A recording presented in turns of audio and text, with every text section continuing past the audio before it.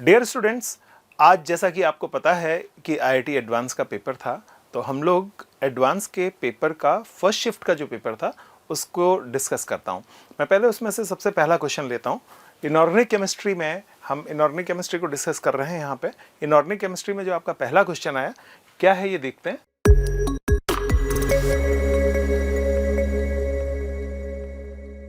आपका पेपर ही inorganic chemistry से शुरू हुआ था और पहला क्वेश्चन है heating of NH4NO2 at 60 to 70 degree centigrade and NH4NO3 at 200 to 250 degree centigrade, the nitrogen containing compound X and Y are।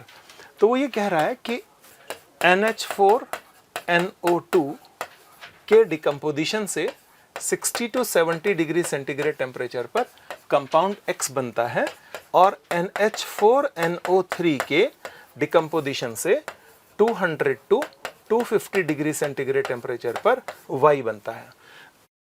अब आपसे ये पूछ रहा है यहाँ पे कि ये X और Y क्या होगा। जैसा कि आपको पता है कि इसका अगर हम लोग ऑक्सीडेशन स्टेट देखें तो ये +3 और ये -3 दिख रहा है आपको यहाँ पे, और यहाँ पर ऑक्सीडेशन स्टेट देखें तो ये +5 और -3 दिख रहा है यहाँ पे। तो इन दोनों के ऑक्सीडेशन स्टेट का एवरेज लेंगे। तो यहाँ पर जगह अगर हम लोग इसका एवरेज लेते हैं तो एवरेज ऑक्सीडेशन स्टेट आप यहाँ पे ये पाते हैं कि इसका ऑक्सीडेशन स्टेट 0 है।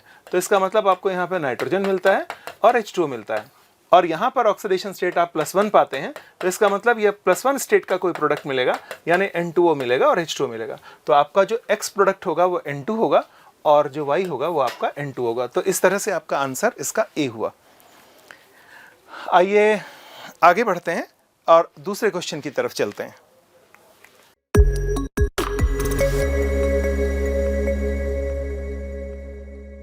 Next question in inorganic chemistry, Vaita from coordination compound.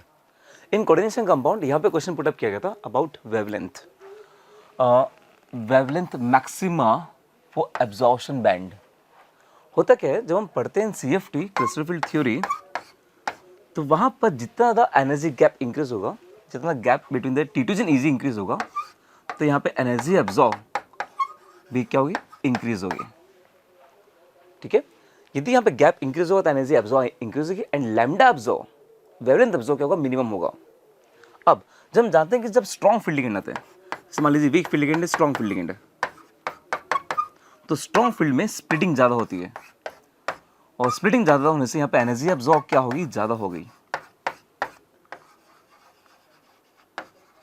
तो लैम्डा एब्जॉर्ब क्या हो जाएगा, मिनिमम हो जाएगा। तो लैम्डा मतलब वेवलेंथ एब्जॉर्ब मिनिमम होगा। आप जानते हैं, इसका मतलब ये हुआ कि लैम्डा एब्जॉर्ब मैक्सिमम किसका होगा, वीक फील्ड लिगेंड के प्रेजेंस में। तो यहाँ पे एकदम देखो मैं कि स्ट्रॉन्ग, यहाँ पे सबसे स्ट्रॉन्गेस्ट फील्ड लिगेंड कौन सा है, CN-, स्ट्रॉन्गेस्ट फील्ड लिगेंड है, तो यहाँ पे स्प्लिटिंग ज़्यादा होगी, तो एनर्जी एब्जॉर्ब ज़्यादा होगा और लैम्डा एब्जॉर्ब मिनिमम होगा। तो इसका लैम्डा एब्जॉर्ब सबसे मिनिमम होना चाहिए। उसके बाद इसके कंपेरिजन में ये थोड़ा वीक फील्ड लिगेंड है, यहाँ पे मैंने H2O लाया और वीक फील्ड कर दिया, एंड Cl सबसे वीक फील्ड लिगेंड है अमंग, दैट्स वाई यहाँ पर यदि ये सबसे वीक फील्ड लिगेंड है बाकी तीन में से, तो उसका लैम्डा एब्जॉर्ब सबसे मैक्सिमम होगा।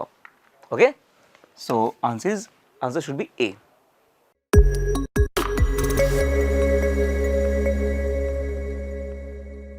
Okay, so next question inorganic chemistry में आया था from D block, most important reactions of KMnO4 as well as K2SO7, जो ये most important होती भी है।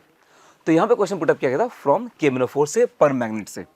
सो परमैंगनेट में हम जानते हैं कि एसिडिक मीडियम में मैंगनीज कहाँ जाता है, in +2 from +7 to +2, while in neutral और फेंटली बेसिक मीडियम में कहाँ जाता है, मैंगनीज +4 में, एंड स्ट्रॉन्गली बेसिक मीडियम में कहाँ जाता है, इन +6 में। ओके, सो यहाँ पे जो हमें गिवन है वो गिवन क्या, इन न्यूट्रल। तो न्यूट्रल मीडियम में विथ आयोडाइड वो कहाँ जाएगा।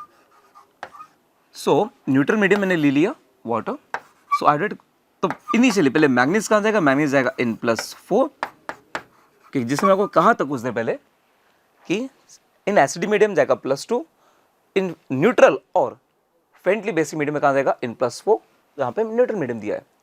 ओके, एंड साथ में यहाँ पे क्या बनेगा, कुछ OH- एंड यहाँ पे जो प्रोडक्ट बनेगा आयोडीन का वो बनेगा आयोडेट।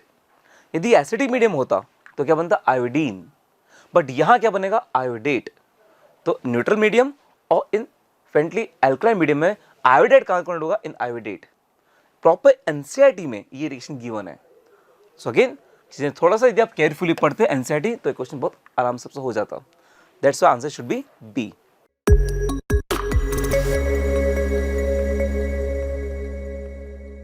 क्वेश्चन हमारे पास है, देखिए जीओसी का बहुत ही बेहतरीन क्वेश्चन है।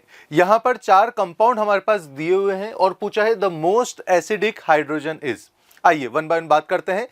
सबसे पहले आपको करना क्या है, अगर यहां पर एसिडिक स्ट्रेंथ पूछी है बच्चों, तो सबसे पहले इसको कॉन्जुगेट बेस में कन्वर्ट करना है। कॉन्जुगेट बेस में दैट मीन्स यहां पर H+ हटा के माइनस, H+ हटा के माइनस, H+ हटा के माइनस लगाना है और H+ हटा के माइनस लगाना है।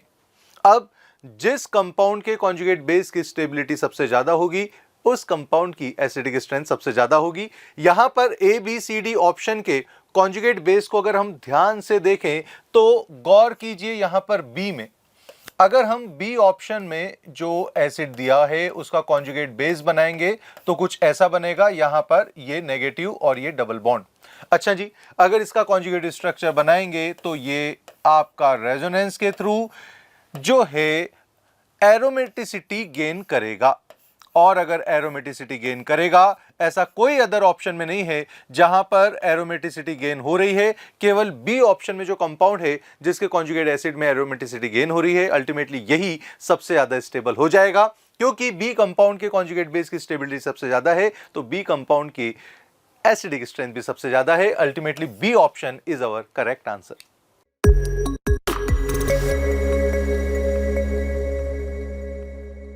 सो हमारा नेक्स्ट क्वेश्चन है बच्चों, पेपर 1 का जे एडवांस में पूछा गया है, क्वेश्चन नंबर 5, जो कि क्वेश्चन लिखा हुआ है कि regarding the molecular orbital energy levels for homonuclear diatomic molecules the incorrect statement. आपको इनकरेक्ट स्टेटमेंट देखना है, नॉट द करेक्ट। तो अगर हम देखें तो पहला स्टेटमेंट है bond order of Na2 is 0। तो देखो बॉन्ड ऑर्डर अगर Na2 की बात करते हैं तो Na2 में अपने पास में कितने इलेक्ट्रॉन हो जाते हैं बच्चे, 20, और 20 होते हैं। हम लोग जानते हैं कि बॉन्ड ऑर्डर जाएगा तो यस ये करेक्ट है, 0 होगा। क्यों होगा? क्योंकि हम ऑर्बिटल फिलिंग करते हैं पहला sigma S, sigma star 1s, sigma 2s, sigma star 2s, right, ऐसे फिल करते हैं, यस और नो। तो इसी तरीके से अगर हम लोग इसको फिल करते हुए चलते हैं तो यहाँ तो हमारे पास 8 हो जाते थे, राइट। सभी को याद आ रहा होगा टोटल 1 2 3 4, हमारे पास 1 2 3 4 5, यहाँ पर 10 इलेक्ट्रॉन हमारे पास टोटल यहाँ तक 14 हो जाते थे। 20 करोगे तो 6 ऑर्बिटल और एंटी वाले आते थे, राइट, तो 20 हो जाएगा। तो ओवरऑल सारा क्या हो गया हिसाब, नॉन जीरो। क्यों? क्योंकि बॉन्डिंग और नॉन बॉन्डिंग इलेक्ट्रॉन की अगर हम लोग बांधेंगे एंटी बॉन्डिंग और इनमें टोटल अगर माइनस हम देखते हैं तो कितना हो जाएगा, 0। तो ये तो करेक्ट है। Highest occupied molecular orbital homo of F2 is sigma. अब F2 में इलेक्ट्रॉन कितना आता है बच्चा? F2 में अगर इलेक्ट्रॉन की बात करते हैं तो टोटल 18 इलेक्ट्रॉन है, राइट। हम लोग जब फिल करना चलते हैं तो यहाँ तक 10 तक तो कोई दिक्कत ही नहीं, ये 14 हमारे पास हो गया। तो हम लास्ट वाले में P में चलते हैं, P में चलते हैं हम लोग 2p5 कॉन्फ़िगरेशन बनाते हैं, 1 2 3 4 5। यहाँ पर भी क्या बनते हैं, 1 2 3 4 5। अब इसमें जब हम लोग इलेक्ट्रॉन फिलिंग करते हैं तो कैसा होता है, पहले सिग्मा वाला हमारे पास बनता है, right, pi two P Y pi two P Z वाला बनता है हमारे पास। फिर क्या बनता है नेक्स्ट हमारे पास, स्टार पाई वाला एंटी बॉन्डिंग में, और फिर सिग्मा में। तो होमो लूमो की जब हम बात करते हैं तो इलेक्ट्रॉन जब फिलिंग होते हैं तो टोटल कितने इलेक्ट्रॉन है, 2 2 4 5 इलेक्ट्रॉन हमारे पास है। 5 इलेक्ट्रॉन को जब हमें फिल करना होगा तो 5 इधर 10। तो 1 2 3 4 5 6 7 8 9 और ये 10। तो आप देख रहे हैं कि एंटी बॉन्डिंग में यानी पाई स्टार वाले में इलेक्ट्रॉन किस में गए, पाई स्टार वाले में, ठीक है। पाई स्टार वाले इलेक्ट्रॉन हमारे पास में गए हैं जो कि होमो में है, और होमो क्या था हमारे पास, हाईली ऑक्यूपाइड मॉलिक्यूलर ऑर्बिटल। तो हमारे पास पाई स्टार में है, ना कि सिग्मा टाइप। तो क्वेश्चन में क्या दिया था कि सिग्मा टाइप, जबकि ये किस में पहुंचा बेटा, पाई स्टार में। नीचे का लेवल कंप्लीट करने के बाद जब हम ऊपर जाएंगे तो ये हमारे पास ये लेवल पहुंचता है। तो that's why incorrect first option हो गया बी। नेक्स्ट ऑप्शन देखते हैं, energy of the O2 is the smaller than the bond energy of O2। तो बहुत सिंपल सा क्वेश्चन है। O2 प्लस में अगर हम लोग देखेंगे तो इलेक्ट्रॉन टोटल कितना हो गया, 16 - 1 टोटल कितना हो गया बच्चा, 15। हम लोग बहुत अच्छे से प्रैक्टिस आप सभी ने करी और क्या करा है कि बॉन्ड ऑर्डर अगर हम लोग देखते 3 कब आता है, जब 14 इलेक्ट्रॉन होते हैं, राइट। हमने ये सीख रखा है कि हाफ हाफ से कम कर लेते। तो ये हमारे पास 15 इलेक्ट्रॉन है, एक इलेक्ट्रॉन और बढ़ गया तो 3 माइनस हमारे पास में कितना हो जाएगा, 0.5 से और कम हो जाएगा, राइट। तो 3 माइनस हम लोग पॉइंट डायरेक्टली करते थे कि 0.5 से कम होगा तो कितना हो गया, 2.5 बॉन्ड ऑर्डर हो गया। तो O2 प्लस का हमारे पास में बॉन्ड ऑर्डर कितना आया बेटा, 2.5, राइट। जबकि O2 की बात करेंगे तो कितने इलेक्ट्रॉन है? 16 इलेक्ट्रॉन है, तो 14 इलेक्ट्रॉन पर बॉन्ड ऑर्डर हमारे पास 3 होता था, तो 16 पर कितना होगा? 3 - 1 यानी 2 बॉन्ड ऑर्डर होगा। तो O2 का बॉन्ड ऑर्डर मेरे पास में कितना हो गया? 2 हो गया, यस और नो? ये हम लोग अच्छे से आप लोगों ने प्रैक्टिस किया हुआ है। तो 2.5 ज़्यादा ग्रेटर है, तो बॉन्ड एनर्जी किसकी ज़्यादा? O2 प्लस की ज़्यादा होगी, किससे? O2 से। तो क्यों? क्योंकि बॉन्ड ऑर्डर O2 प्लस का कितना है बच्चा? 2.5, और हमारे पास O2 का बॉन्ड ऑर्डर कितना है? 2। दैट्स वाई इनकरेक्ट अगेन हमारे पास हो गया सी ऑप्शन। डी की बात करें, bond length of Li2 is larger than the bond length of B2। तो देखिए यहाँ बॉन्ड लेंथ की बात करेंगे तो जनरल एक कॉन्सेप्ट है, हम पीरियोडिक टेबल में भी पढ़ते आए तो, और यहाँ पर हमने इसको इससे रिलेट करते हुए चलेंगे। तो Li2 वैसे भी देखेंगे लेफ्ट टू राइट जाएंगे तो साइज डिक्रीज होती है। तो B2 अगर मॉलिक्यूल बनाएंगे, डायटोमिक होमोन्यूक्लियर मॉलिक्यूल बन रहा है, तो कोवेलेंटली रेडियस देखते हैं तो Li2 साइज में बड़ा होता है। तो यानी bond length of Li2 is larger than, ये करेक्ट स्टेटमेंट है, ये इनकरेक्ट नहीं है। दैट्स वाई इसका करेक्ट आंसर अगर हम लोग बात करते हैं, इसका करेक्ट आंसर की बात करते हैं तो क्या हो जाएगा? B एंड C, यानी इनकरेक्ट स्टेटमेंट है दोनों के दोनों, राइट। क्लियर है बच्चा? आइए नेक्स्ट क्वेश्चन को देखते हैं।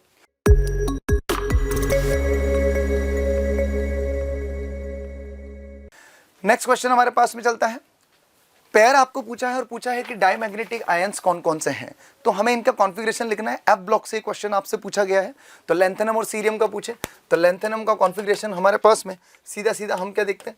जिनन से हमारे पास में जाएगा, राइट। जिनन हमारे पास में क्वेश्चन आ जाता है, और हम इसका कॉन्फ़िगरेशन जब लिखते हैं तो क्या लिखते हैं? 4f0, 5d1 और 6s2, ये हमारे पास में कॉन्फ़िगरेशन आ जाता है। तो La+3 बनाना है, फर्स्ट ऑप्शन से देख के +3 करोगे तो यानी 3 इलेक्ट्रॉन निकालने, वैलेंस शेल से निकालेंगे, तो 2 से इससे गया, यहाँ पर ये चला गया। डायमैग्नेटिक हमें निकालना था, इसके अंदर में क्या निकालना है? डायमैग्नेटिक। तो 3 इलेक्ट्रॉन जब निकलेंगे तो D1 से गए और इससे गए, तो La+3 में हमारे पास में कॉन्फ़िगरेशन क्या रह गया? जिनॉन का। तो ये क्या हो गया बच्चा? डायमैग्नेटिक। क्या हो गया? डायमैग्नेटिक, क्योंकि कोई भी अनपेयर्ड इलेक्ट्रॉन इसमें प्रेजेंट नहीं है। देन नेक्स्ट हमारे पास आता है, इसी का ऑप्शन देखें, C4+ बनाना है, तो C4+ के लिए सीरियम देखें तो इसका कॉन्फ़िगरेशन जिनन, और फिर क्या हो जाएगा हमारे पास में?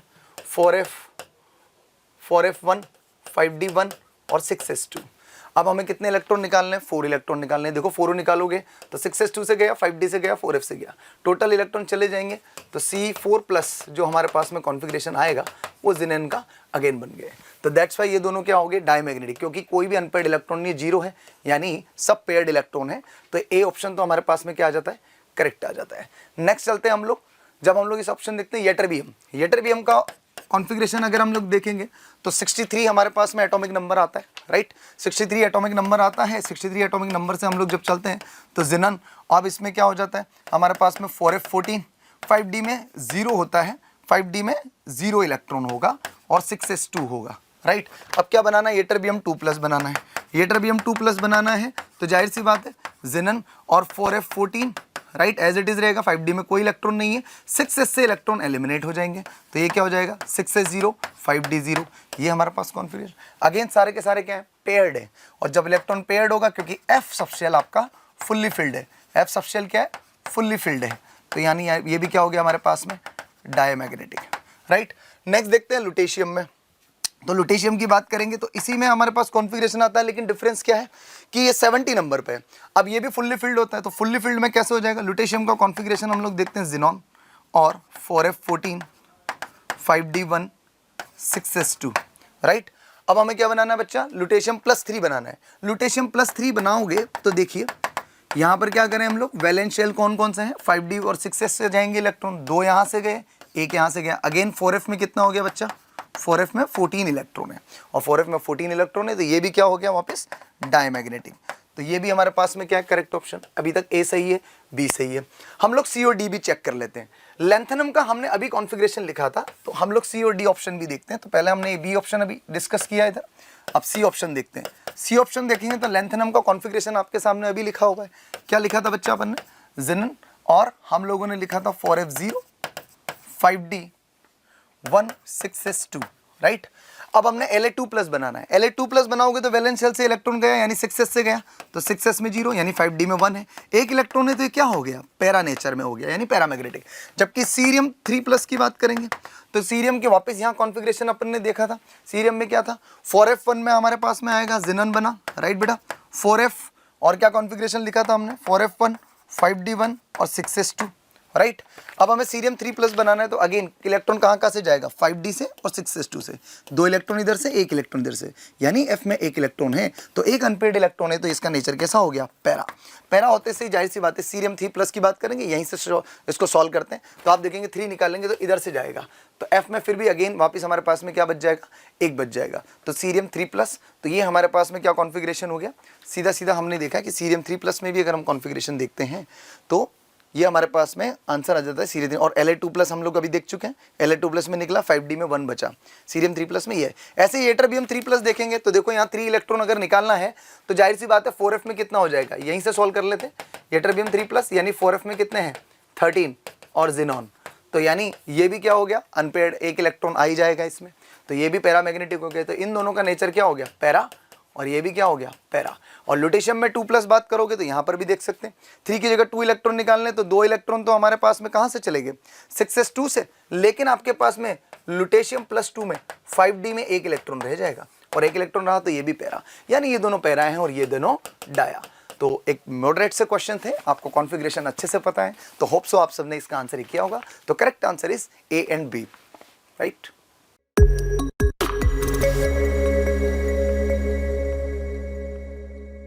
चलिए बच्चों चलते हैं नेक्स्ट क्वेश्चन पे। क्वेश्चन बहुत ही सिंपल क्वेश्चन है, एल्काइल हैलाइड पर बेस्ड है। क्वेश्चन हमारे पास गिवन है, रिएक्शन सीक्वेंस दिया है, साइक्लोहेक्सीन है, HBr के साथ में ट्रीट करेंगे, P प्रोडक्ट मिल रहा है, फिंकेस्टीन रिएक्शन से Q और स्वार्ट्ज रिएक्शन से R प्रोडक्ट मिल रहा है। In the option X is any atom other than carbon and hydrogen, तो यहां पर PQR में कंपैरिजन करना है। A में CX की बॉन्ड लेंथ का, B में CX की बॉन्ड एंथैल्पी का, C में relative reactivity order towards SN2 reaction, और D ऑप्शन में बात करें तो pKa वैल्यू इनके कॉन्जुगेट एसिड, जो लिविंग ग्रुप है उनके कॉन्जुगेट एसिड की pKa वैल्यू। आइए वन बाय वन बात करते हैं।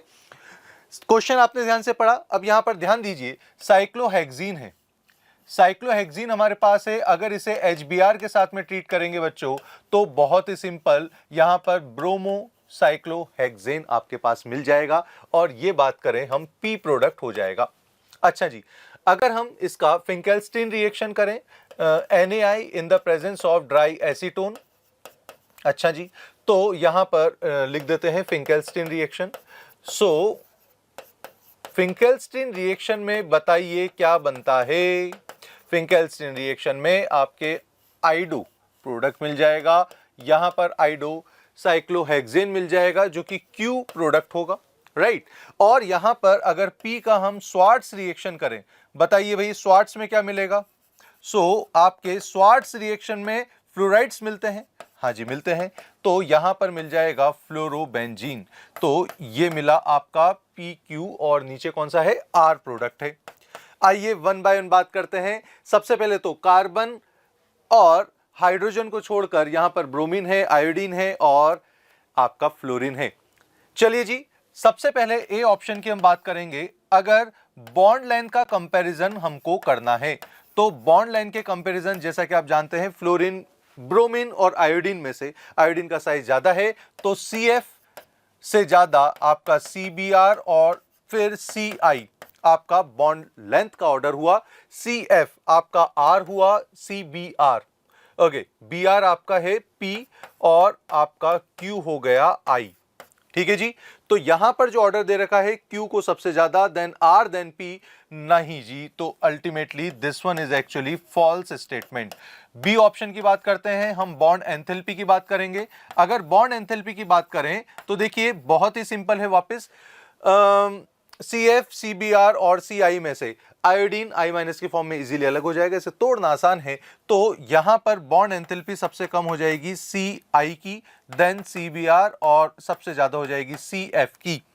अच्छा जी, तो इस तरह से अगर हम बात करें, R सबसे ज्यादा हो जाएगा, देन P, देन Q, तो यहां पर R, P, Q, बिल्कुल जी बिल्कुल। अगर हम बात करें बी ऑप्शन की, this one is actually correct statement. लीजिए बी ऑप्शन पे मैंने चेक करा, then relative SN2 reaction, okay जी, अगर SN2 reaction, rate of SN2 reaction, अगर rate of reactivity towards SN2 reaction की हम बात करें तो देखिए बहुत ही सिंपल है, फ्लोरीन, ब्रोमीन, आयोडीन में से आयोडीन की सबसे ज्यादा रेट हो जाएगी, सो यहां पर फ्लोरीन, ब्रोमीन और आयोडीन में से आयोडीन की सबसे ज़्यादा रेट हो जाएगी, सो ये हुआ R, फिर P और सबसे ज़्यादा हो गया Q, RPQ। ये भी एक्चुअली फॉल्स स्टेटमेंट हुआ, सो सी ऑप्शन भी आपका फॉल्स हुआ।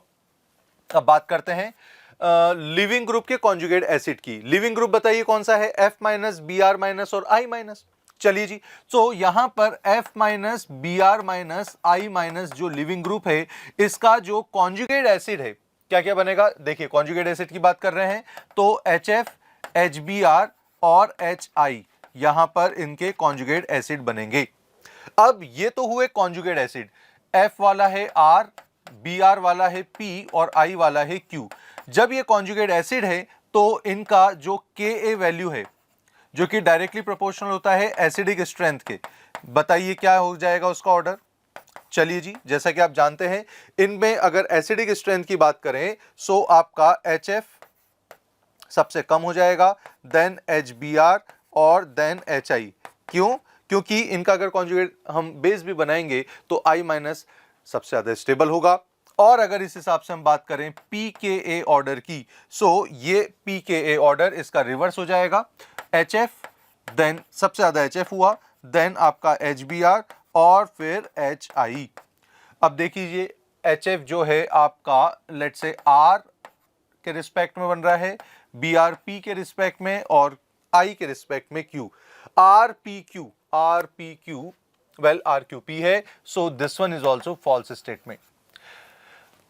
अर्थात अगर हम बात करें बी ऑप्शन केवल करेक्ट है, so correct answer is our B option.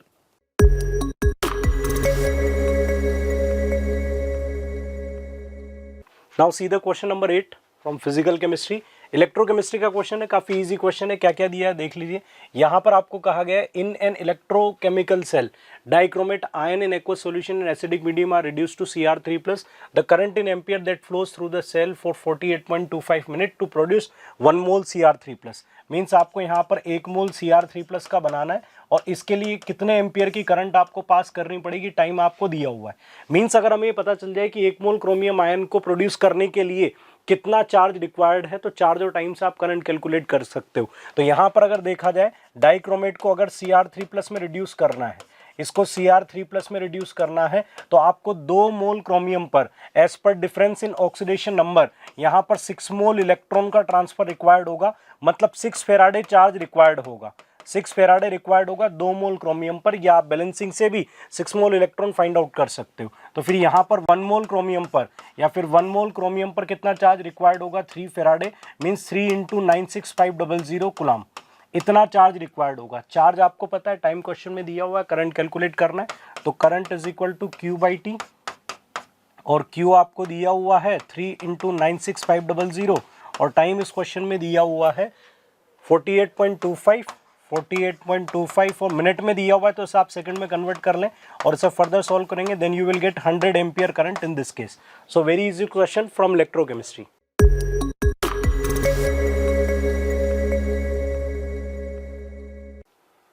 हाँ, इस वाले क्वेश्चन में अपने को बोल रहे हैं कि 9th क्वेश्चन अपने पास है जो पेपर 1 का है एडवांस का 2025 का। ये आयनिक इक्विलिब्रियम से बहुत बेसिक सा क्वेश्चन अपने से ये बोला है कि at 25 degree Celsius the concentration of H+ ions in 1 × 10⁻³ molar aqueous solution of a weak monobasic। कोई अपने पास मोनोबेसिक एसिड है, लेट से कि HA है, और इसकी कॉन्सेंट्रेशन कितनी दे रखी है अपने को? 10⁻³ मोलर।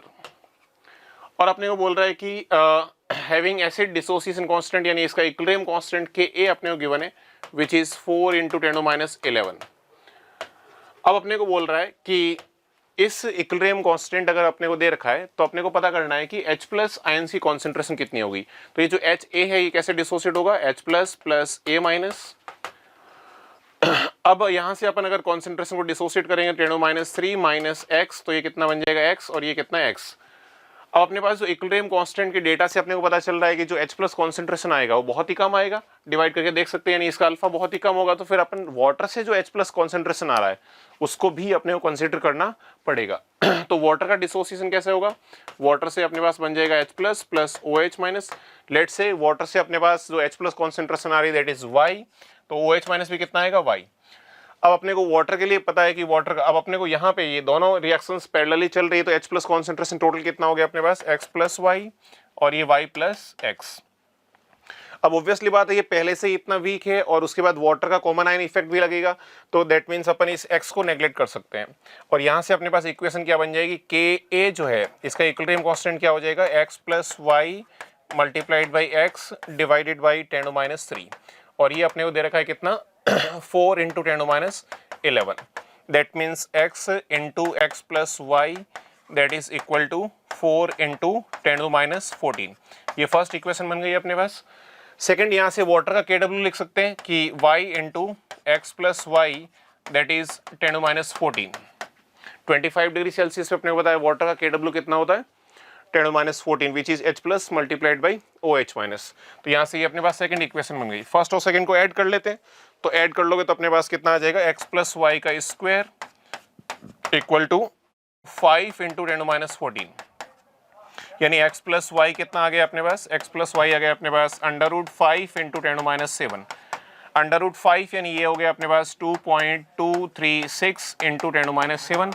अपने को डेसिमल के बाद 2 डिजिट तक बताना था, दैट मीन्स ये कितना हो जाएगा 2.24 इंटू 10⁻7। और अपने को 10⁻7 के मल्टीपल में बताना था, यहाँ पे जो आंसर देना था अपने को x इज दिस इंटू 10⁻7, ये क्वेश्चन था एग्जैक्ट अपना।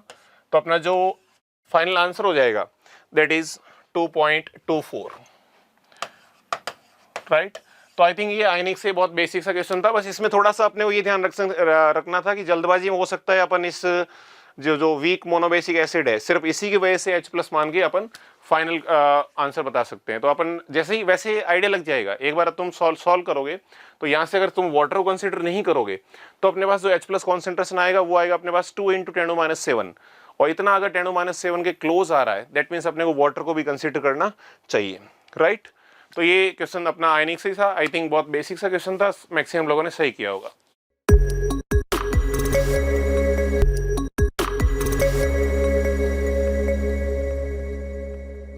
तो अपन नेक्स्ट क्वेश्चन देखते हैं। नेक्स्ट क्वेश्चन अपने पास है, considering ideal gas behaviour the expansion work done in kilo joule when 144 gram of water is electrolysed.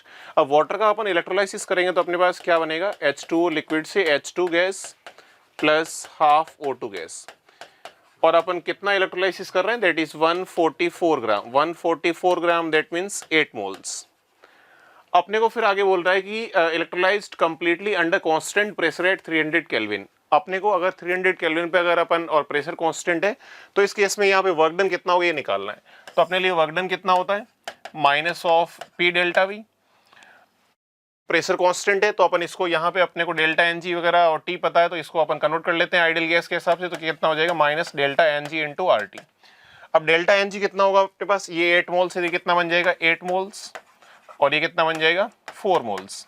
तो डेल्टा NG आ जाएगा, ये तो लिक्विड है अपने पास, तो डेल्टा NG जो आएगा दैट इज 12, और डेल्टा NG अगर 12 है तो अपने पास वर्क डन कितना हो जाएगा, delta NG which is 12 into 8.3। R की वैल्यू अपने क्वेश्चन में गिवन है 8.3, और T कितना हो गया 300। तो इनको अपन सिंप्लीफाई करेंगे तो ये अपने पास आ जाएगा 29.88, एक्चुअली 29.880 आएगा, बट अपने को किलो जूल में बताना है तो 29.88 किलो जूल आ जाएगा। तो अपना फाइनल आंसर जो आएगा वो आएगा 29.88, राइट। आई थिंक ये भी आसान क्वेश्चन था, आराम से कर सकते हैं। थोड़ा सा इलेक्ट्रोकेमिस्ट्री, ये बस रिएक्शन इलेक्ट्रोकेमिस्ट्री से अपने को पता है इलेक्ट्रोलाइसिस की, और ये पार्ट थर्मोडायनेमिक्स का होगा वर्क डन कैसे निकालते हैं। बहुत बेसिक सा क्वेश्चन था, आई थिंक मैक्सिमम लोगों ने सही किया होगा, ठीक है।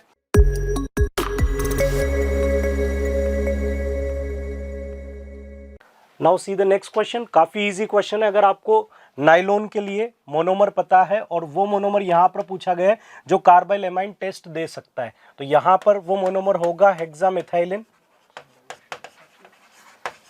Hexamethylene diamine.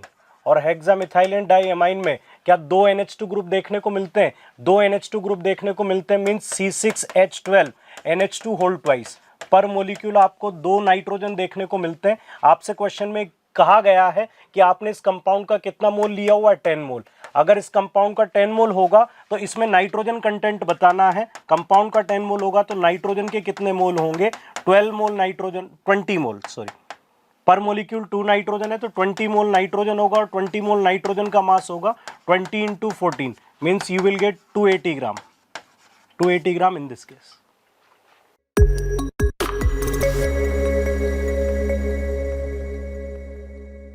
तो ये क्वेश्चन आप देखिए, ऑर्गेनिक का क्वेश्चन है, बहुत बढ़िया क्वेश्चन है। कह रहा reaction sequence given below is carried out with 16 moles of x. ध्यान रखिएगा बेटा, इसका आपको 16 मोल्स दिया है, ठीक है, इसका आपको 16 मोल्स दिया है, फिजिकल ऑर्गेनिक को मिलाया हुआ है। Yield of the major product in each step is given below. ये जो आपको यील्ड ये जो दी है ना, ये यील्ड है। मोल में हम लोग पढ़ते हैं ना परसेंटेज यील्ड, जब मोल पढ़ाता हूं मैं तो आपको हमेशा बोलता हूं कि ये जो यील्ड वाला क्वेश्चन है फिजिकल में तो नहीं आता, लेकिन ऑर्गेनिक में मिक्स होके आता है। अभी मेरे रिसेंटली भी एक बैच में पढ़ाया था, मैंने बोला था कि यील्ड वाला क्वेश्चन ऑर्गेनिक में जरूर मिक्स होके आएगा। तो बात जरा समझिए, कह रहा है इसमें Na ड्राई ईथर का रिएक्शन है। Na ड्राई ईथर आपको पता है वुड्स रिएक्शन का रिएजेंट होता है, लेकिन क्या होता है बेटा, रिएक्शन 3 तरह की होती हैं, Wurtz reaction, Wurtz Fittig reaction और फिटिक रिएक्शन। जब दोनों मोल एल्काइल हैलाइड के एलिफैटिक होते हैं तो वुड्स रिएक्शन कहलाता है, और एक मोल एलिफैटिक और एक मोल एरोमेटिक होता है तो वुड्स फिटिक कहलाता है, और जब दोनों मोल एरोमेटिक एल्काइल हैलाइड के होते हैं तो फिटिक रिएक्शन कहलाता है। तो बेसिकली ये फिटिक रिएक्शन का क्वेश्चन है। अच्छा, इसमें Na ड्राई ईथर का क्वेश्चन है, तो Na ड्राई ईथर में याद करो क्या होता था, क्या मैं कहूंगा कि 2 मोल आपस में ऐड हो जाते थे, जुड़ जाते थे। तो आप देखोगे कि ये वुड्स फिटिक से तो ये बन गया। अच्छा, बाकी इससे जो जुड़ा था, इस तरह का कुछ जुड़ा है, देखिएगा ऐसे जुड़ा है, बैक करके दिखा भी सकता हूं आपको। ये देखिए, क्या ये आपको ऐसे जुड़ा हुआ है? थोड़ा सा ध्यान रखिएगा कैसे करना है। तो यहां से आप देखोगे कि यहां से जो दिया है उसको सही से कर लेते हैं। तो बात जरा समझिएगा, ऐसे करके ऐसे दिया है, क्या इसी तरह यहां पे भी देखोगे आप, ये हो गया। तो ये आप देखना बेटा कि ये कौन सा कंपाउंड हुआ, ये वाली रिएक्शन। अब दूसरा क्या कराया, हाइड्रोलाइसिस। तो जब इसकी आप हाइड्रोलाइसिस कराओगे, समझिएगा, जब इसकी आप हाइड्रोलाइसिस कराओगे, हाइड्रोलाइसिस, तो क्या ये ईथर है? ईथर के हाइड्रोलाइसिस में क्या होता था, दोनों को OH ले देते थे, तो एक कार्बन से 2 OH वाटर एलिमिनेट करेगा। तो जब वाटर एलिमिनेट करेगा तो ध्यान से देखिएगा, ये आपका यहां CHO बन जाएगा और यहां भी CHO बन जाएगा। क्या बात क्लियर हो गई? यहां OH, यहां OH, यहां OH, एक कार्बन से 2 OH, वाटर एलिमिनेट करेगा और ये CHO बन जाएगा। अब आप जरा ध्यान से देखिए, फिर क्या कराया है, यानी ये बन गया आपका P। अच्छा, 16 मोल से 100% यील्ड है, ध्यान से सुनिएगा। तो क्या हमें कहेंगे कि यहां पर आप जरा ध्यान से, नहीं तो गलत हो सकता है। क्या ये आप समझिए कि जब ऐसे देखो 2A से ये बना, तो अगर ये x को मैं A मान लेता हूं, तो यहां अगर बेटा ये 16 मोल्स था तो ये कंपाउंड 8 मोल्स बना होगा। बात जरा समझिएगा, ये कंपाउंड कितना बना, 8 मोल्स। 2 से 1 हो रहा है ना, अच्छा 100% यील्ड है, 8 हो गया। अब यहां से आप देखो ये हाइड्रोलाइसिस से ये बन गया। अब इसकी देखना पड़ेगा पीछे, जब अपन ने हाइड्रोलाइसिस की तो इसका मतलब ये भी आपका क्लियर हो गया कि 8 मोल्स कंपाउंड, ये 8 मोल्स हो गया। ओके, अब इसका रिएक्शन NaOH के साथ करा रहा है। जब इसका रिएक्शन NaOH के साथ करा रहा है तो क्या ये CHO काइनेजारो रिएक्शन देगा, यानी बेसिकली ये इंट्रामोलिकुलर काइनेजारो रिएक्शन है। तो जरा बात समझिएगा, तो यहां से आप देखोगे बेटा ये COH हो जाएगा और ये CH2, बेसिकली CO माइनस होता है, बाकी H प्लस इसको मिल जाएगा। देखिए, ये देखिए, यहां देखिएगा, ये हो गया NaOH हीट, काइनेजारो, हाइड्रोलाइसिस, तो Q मिल गया। लेकिन यील्ड 50% है, तो क्या यहां से ये 4 मोल्स मिलेगा? समझिएगा, 4 मोल समझ में आ गया। यील्ड 50% है, कितनी यील्ड है बेटा, 50%। तो अगर 50% यील्ड है तो इसका 4 मोल्स मिल गया। अब पीछे देखिए, PBr3 क्या करता था, OH को Br में ले जाता था। तो इसका मतलब हुआ कि यहाँ पे एक मिनट ध्यान रखिएगा, यहाँ से आपने, अच्छा NaOH है, CaO भी है, तो NaOH और CaO तो समझ में आ गया, काइनेजारो हो गया, ठीक है। इसके बाद ध्यान से गड़बड़ मत करिएगा, एक मिनट ध्यान सुनिएगा बेटा, यहाँ पे यहाँ पे यहाँ जब अपन ने 8 मोल्स कराया, NaOH कराया और यहाँ NaOH कराया तो 50% यील्ड 4 मोल्स। फिर कह रहा है कि भैया इसमें NaOH CaO के साथ हीट कर रहा है। अब NaOH CaO क्या करेगा? डीकार्बोक्सिलेशन। तो डीकार्बोक्सिलेशन ये क्या, इस तरह के क्वेश्चन में थोड़ा सा आपको समय देना पड़ेगा। तो डीकार्बोक्सिलेशन कराओगे तो खत्म हो जाएगा और यहाँ CH2OH बन जाएगा। ये वाला डीकार्बोक्सिलेशन खत्म हो गया। ओके, अब आप देखिए ये डीकार्बोक्सिलेशन हो गया। अच्छा ये देखो इसका यील्ड फिर 50% है, तो इसका मतलब ये हुआ कि अगर इसका यील्ड 4 मोल था तो ये आपका 2 मोल्स हो गया। क्या बात क्लियर है? 50% यील्ड के साथ, तो 50% यील्ड के साथ फिर ये देखो आपका 2 मोल्स हो गया। अब आप जरा फिर समझिएगा क्योंकि क्वेश्चन बड़ा है। तो यहां से PbR3 क्या करेगा? OH को Br में ले जाएगा। तो यहां से आप देखोगे कि जो PbR3 है 50% यील्ड के साथ, तो क्या यहां से आप देखोगे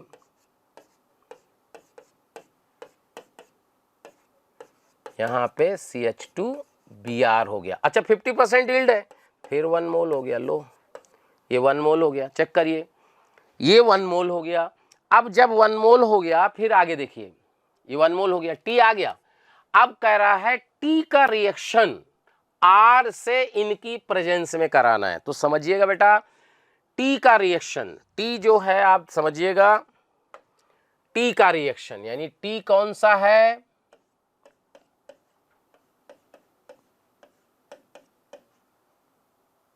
यहां से CH2Br और इसका रिएक्शन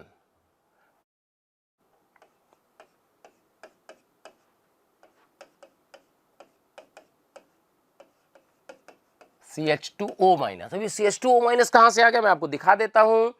यहां से देखो जो R है NaH के साथ है तो OH का H निकल गया, H माइनस H प्लस को निकाल दिया तो ये बन गया। और जब आप इसका रिएक्शन कराओगे तो क्या ये लीव करके ये इसमें अटैक कर जाएगा और ये SN2 टाइप रिएक्शन हो जाएगी।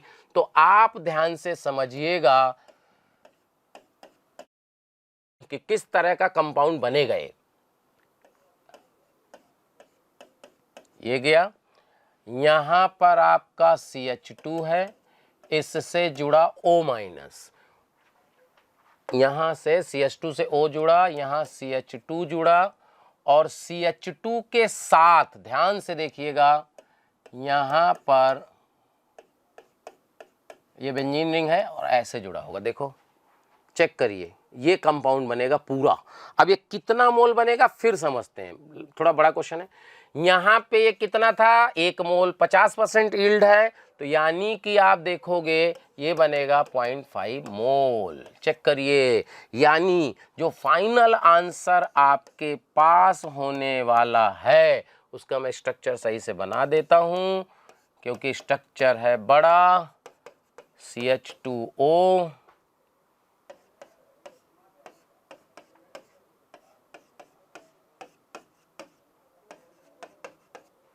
इस तरह का स्ट्रक्चर है। ये देखिए ये है फाइनल आंसर जिसका मोल है 0.5 मोल।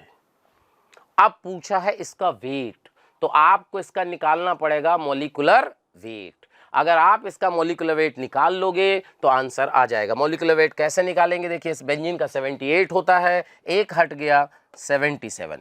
यहाँ से आप देखोगे बेंजीन में 2 H अलग हुए हैं तो 76 हो गया। यहाँ से आप देखोगे 14, तो आप यहाँ अगर जोड़ो 167, इतने का 167 है तो क्या इतना यहाँ भी 167 है? चेक करिए तो आप देखोगे जो टोटल मॉलिक्यूलर वेट आएगा 167 इंटू 2 प्लस 16 इसका, तो यहाँ से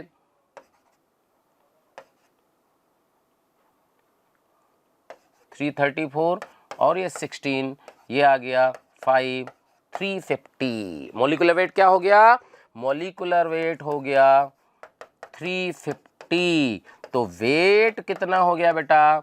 350 को 0.5 से मल्टीप्लाई करिएगा तो 175 ग्राम। यही फाइनल आंसर है। देखो थोड़ा बड़ा क्वेश्चन है लेकिन करना तो पड़ेगा। 175 इज द करेक्ट आंसर।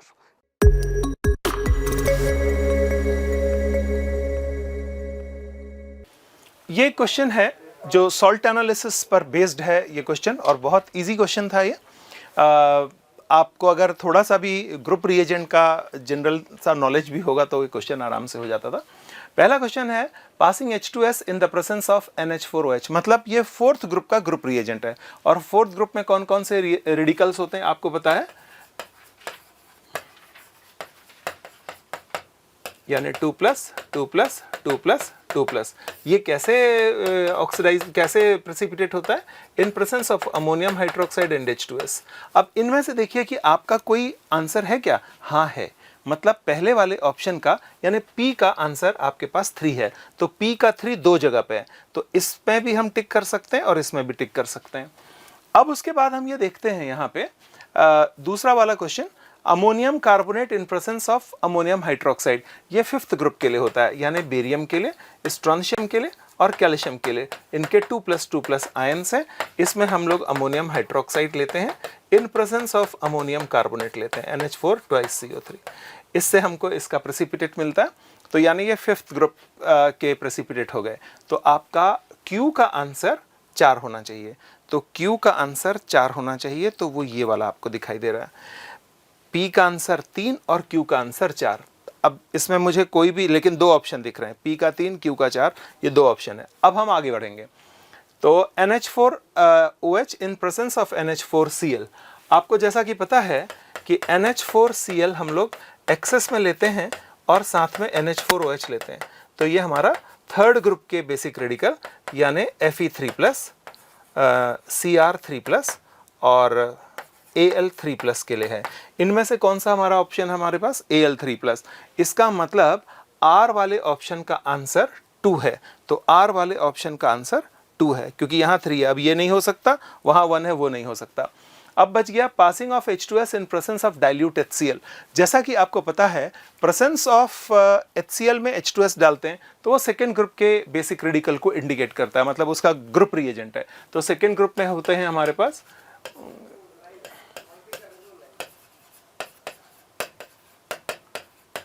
ये सेकेंड A है, 2+, 2+, 2+, 2+।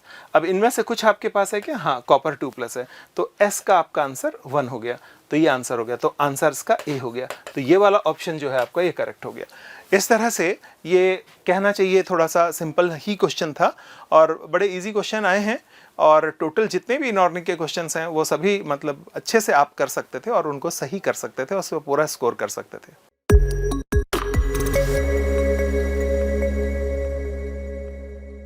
ये देखिए, ये फिर ऑर्गेनिक का क्वेश्चन है, मैच द कॉलम टाइप का है। करा इधर रिएक्शन का नाम लिखा है, इधर ये आपको करना है, तो एक एक करके समझते हैं। देखिए टोलुइन, देखिएगा जरा ध्यान से। अगर मैं बात करूं बेटा, ये है टोलुइन, ओके।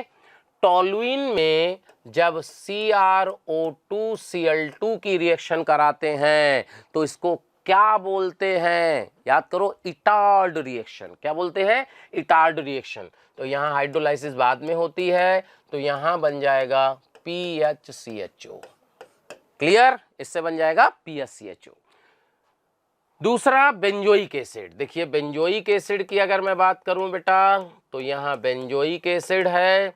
बेंजोइक एसिड में जब मैंने PCl5 मिलाया तो यहाँ से बन गया COCl। सबको पता होगा OH हटा के Cl आते हैं। अमोनिया के साथ रिएक्शन कराओगे तो ये SNAE रिएक्शन कहलाती है और ये बन जाएगा एमाइड। और इसमें P4O10 के साथ रिएक्शन कराइएगा तो ये बन जाएगा साइनाइड। याद है ना, वाटर निकल जाता है, ठीक है। तीसरा नाइट्रोबेंजीन। देखिए ध्यान से समझिएगा, मैं आपको सारी रिएक्शन लिख के बता देता हूँ। नाइट्रोबेंजीन में जब FeSCl मिलाते हैं तो यहाँ से बेटा बन जाता है NH2, एनिलीन। HCl HNO2 कह रहा है, HCl NaNO2, तो ये बन गया PHN2+, डायजोनियम सॉल्ट, ठीक है। और वाटर के साथ रिएक्शन कराया है तो यहां से बन जाएगा PHOH, फिनॉल। ठीक है। चौथा का रिएक्शन देखिएगा, सबसे पहले Cl2H में आगे पेज में ले लेते हैं इसको। टॉलुइन का रिएक्शन, जब आप टॉलुइन का रिएक्शन Cl2H, अब देखो बात जरा समझिए, यहां ट्विस्ट है क्वेश्चन में। अगर आप इसको Cl2H कराओगे तो क्या PHCH2Cl लिखना पड़ेगा। अब इंपॉर्टेंट क्या है कि एक H हटा के Cl लाएं या 2 H हटा के Cl लाएं। अब इसके लिए क्वेश्चन का अगला पार्ट समझना पड़ेगा। देखो Cl2H वाटर, और फिर कह रहा भैया टॉलरेंस टेस्ट दे रहा है। ओहो, इसका मतलब ये तो एल्डिहाइड बनना चाहिए। और एल्डिहाइड अगर बनना है, क्योंकि देखो कैसे पहचाने कि एक H हटेगा कि 2 H, वो टॉलरेंस टेस्ट दे रहा है। अगर टॉलरेंस टेस्ट दे रहा है तो इसका मतलब यहां पर आप देखो ये ना बना के आपको बनाना पड़ेगा ये, और जो वाटर से रिएक्शन कराओगे ये बन जाएगा, तभी ये टॉलरेंस टेस्ट देगा। देखो ये इंपॉर्टेंट है। इसका मतलब ये बन गया SO2Cl2। अब देखिए बात जरा समझिए। अब बात यह है कि अगर टॉलरेंस रिएजेंट से रिएक्शन दे रहा है तो टॉलरेंस रिएजेंट से रिएक्शन यानी कि यहां पे AgNH3 तो क्या आपको पता है एल्डिहाइड ऑक्सीडाइज हो जाता है। अब इसका रिएक्शन कराया है SO2Cl2 से। अब मैं आपको एक बात बता दूं, ध्यान से सुनिएगा, बहुत इंपॉर्टेंट पार्ट आ गया कि अगर इसमें ये रिएक्शन कराया है, इसका रिएक्शन ही नहीं होता, ये क्वेश्चन ही गलत है। ये IIT वालों से मिस्टेक हुई है। और मिस्टेक क्या हुई है कि इसकी जगह होना चाहिए था SOCl2। क्या होना चाहिए था? SOCl2, जिसकी जगह लिख दिया है इन्होंने SO2Cl2। अब पता नहीं बोनस करेंगे कि नहीं करेंगे, वैसे मेरी समझ में तो नहीं लगता कि करेंगे, लेकिन ये होगा। ये देखिए SOCl2 के साथ रिएक्शन होगी तो ये बनेगा। अब देखिए अमोनिया के साथ रिएक्शन कराओगे, जब अमोनिया के साथ रिएक्शन कराओगे इसका तो मिल जाएगा PHCONH2। ये देखिए एमाइड। क्लियर है भाई? और तो कुछ नहीं लिखा, अमोनिया के साथ रिएक्शन हो गई। अच्छा पांचवा भी है। पांचवें में कह रहा है कि आपका एनिलीन के साथ रिएक्शन है। देखिएगा पांचवा, देखिएगा पांचवा क्या कह रहा है बेटा कि एनिलीन है आपके पास, एनिलीन, और इसमें रिएक्शन कराया है एसिटिक एनहाइड्राइड। तो याद करो ये एसाइलेशन का प्रोसेस है, एसाइलेशन प्रोसेस बोलते हैं इसको। और जब इसका आप नाइट्रेशन कराओगे, देखिएगा NHCOCH3, क्या इसका अगर हम नाइट्रेशन कराएंगे तो ये OP डायरेक्टर होता है और इसका मेजर प्रोडक्ट पैरा बनेगा, NHCOCH3 रहेगा और यहाँ पे NO2 हो जाएगा। इसके बाद देखो क्या किया था, नाइट्रेशन, फिर एक्वस NaOH का रिएक्शन कराया है। तो जब इसमें एक्वस NaOH का रिएक्शन कराओगे बेटा, एक्वस NaOH, तो वापस ये हाइड्रोलाइज होगा, ऊपर NH2 हो जाएगा और ये NO2 हो जाएगा। क्या बात क्लियर है? देखिए इसके आगे तो कुछ नहीं कराया है भाई, ठीक है, ओके। तो अब आपको एक एक करके मैच करना है कि क्या होना चाहिए। अब याद करो, देखिए स्टीफेंस रिएक्शन। क्या स्टीफेंस रिएक्शन कौन देते हैं?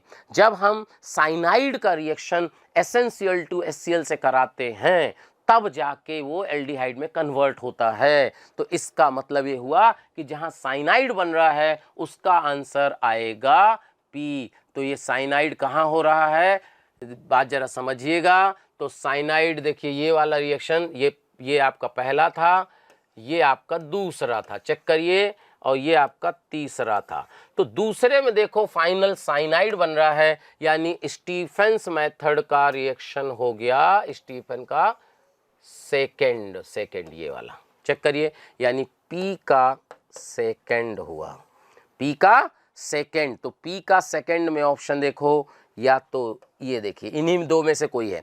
अब यहाँ Q का 4 दिया है, Q का 3 दिया है, तो क्या मैं Q चेक कर लेता हूँ? बाकी कुछ चेक करने की जरूरत नहीं है। तो Q क्या है? Sand mayor reaction. अब सैंड मेयर रिएक्शन क्या होता है? जब हम बेंजीन डाइजोनियम क्लोराइड का रिएक्शन Cu, याद करो, CuHCl के प्रेजेंस में कराते हैं, CuCl HCl के प्रेजेंस में कराते हैं तो क्लोरोबेंजीन बनता है, उसको हम सैंड मेयर रिएक्शन करते हैं। तो आप देखो कि कहाँ PHN2+ बन रहा था, तो कहीं क्या PHN2+ बन रहा था, चेक करिए, PHN2+ कहीं बन रहा था, यहाँ से PHCHO, ये हो गया, ये हो गया, NH यहाँ हो गया, कहीं तो देखिए बेटा बन रहा है क्या, PHCHO बनना चाहिए, साइनाइड ये बन रहा है PHN2+, देखो। तो यहाँ पे आप देखो Q का 3 होगा, Q का 3 हुआ, तो क्या Q का 3 हुआ? अच्छा R को भी चेक करना है, चलो R को भी चेक करा लेते हैं। R चेक करते हैं, Hoffmann bromide reaction. Hoffmann bromide reaction में क्या होता है? ये प्राइमरी एमाइड का रिएक्शन होता है, तो इसका मतलब हुआ कि R में एमाइड बनना चाहिए। तो एमाइड चेक करिए कहाँ बन रहा है, कहीं बन रहा है क्या? यहाँ से आप देखोगे, ये देखो ये बन रहा है, तो यानी कि ये चौथा था, शायद चौथा, चेक करिए जरा, चौथा ही था ना बेटा, 3 हो गया, हाँ चौथा था। तो क्या ये एमाइड बन रहा है? इसका मतलब ये हुआ कि Q जो आपका आंसर है, देखिएगा यहाँ R का आंसर 4 आना चाहिए, तो R का आंसर 4 हो गया। तो B तो मैच कर रहा है। अच्छा कुछ और मैच करा ना, S का चलो मैच करा देते हैं। कैनिजारो रिएक्शन, कैनिजारो रिएक्शन में क्या एल्डिहाइड बनना चाहिए? चेक करिए, अगर कैनिजारो रिएक्शन है तो एरोमेटिक एल्डिहाइड बन जाए, बहुत बढ़िया। तो 1 में देखिए ये बन रहा है, क्या ये कैनिजारो भी देगा? बिल्कुल सही हो गया। इसका मतलब ये परफेक्ट आंसर इसका बी होगा। बात जरा समझ लिए, बहुत आसान सा क्वेश्चन है, मतलब आपको रिएक्शन सारी पता होनी चाहिए। ठीक है बेटा।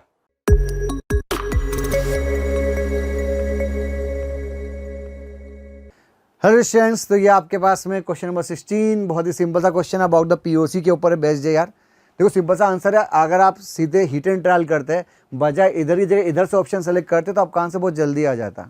कैसे? Reaction with phenyl diazonium salt gives yellow dye. याद करो, कपलिंग रिएक्शन से बेस्ड क्वेश्चन है और शायद एनिलीन इसका आंसर होता है, तो भैया सीधे सीधे एनिलीन से आपका आंसर आ रहा है। Now reaction with ninhydrin gives purple colour and give react with FeCl3 to give violet colour. याद करो टेस्ट फिनोल का होता है, किसका होता है? फिनोल का। तो फिनोल ग्रुप एक ही ऑप्शन है, ऐसे हो गया set. Reaction with glucose will give corresponding hydrazone, hydrazone यानी हाइड्रोजीन, चारों में हाइड्रोजन एक ही ऑप्शन है। Now Lassaigne's extract of the compound treated with diluted HCl followed by addition of aqueous FeCl3 gives blood red colour, यानी आपके पास sulphur भी होना चाहिए, पर लकीली यहाँ पे सल्फर वाला ऑप्शन दिख तो नहीं रहा है। नाउ तो ये ऑप्शन वैसे ही खत्म हो गया। After complete hydrolysis it gives ninhydrin test and does not give positive ethylene dye test, यानी यहाँ पे फिनोल के साथ कोई रिएक्शन नहीं हो रही है। तो सिंपल सी बात है, हम यहीं पे सेट कर लेते हैं। आपके हिसाब से ऑप्शन नंबर P जिसका आंसर 2 आना चाहिए, ऐसा ऑप्शन यहीं पे अटक रहा है। नाउ आगे की बात कर लेते हैं, ऑप्शन Q, तो ऑप्शन नंबर Q यानी आपका ऑप्शन दिस वन, इसका आंसर भी आपके लिए क्या आ रहा है? तो भैया हमारे पास में Q ऑप्शन के लिए तो अभी अपन चेक करना है, बाकी ये पर शायद इसको देख के सेट हो रहा है कि यार ये 5 या 1 में से एक हो सकता है। आगे चलते हैं, अगला ऑप्शन क्या आ रहा है? R का आंसर 1 आ रहा है, तो भाई इसी कहानी से सॉल्व हो गया। और S का आंसर भाई 3 आ रहा है, कॉरस्पॉन्डिंग 3 से हो रहा है, यानी अपना आंसर क्या होना चाहिए? बॉम्बे।